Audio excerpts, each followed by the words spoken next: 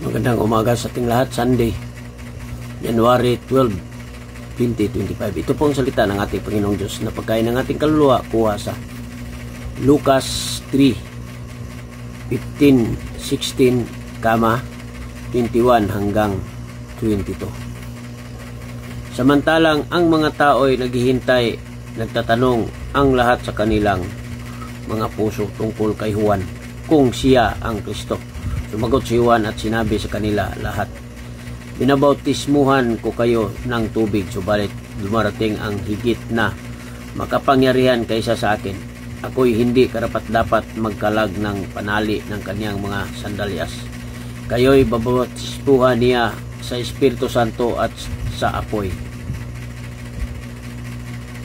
Nang mabautismuhan ang buong bayan at nang mabautismuhan din si Jesus at siya'y nanalangin, ang langit ay nabuksan at bumaba sa kanya ang Espiritu Santo na may anyong katawan na tulad ng isang kalapati. May isang tinig na nagmula sa langit, "Ikaw ang pinakamamahal kong anak. Sa iyo ako lubos na nalulugod." Ito pong salita ng ating Panginoong Diyos. Don't forget to like, share my post. Thank you. God bless us all.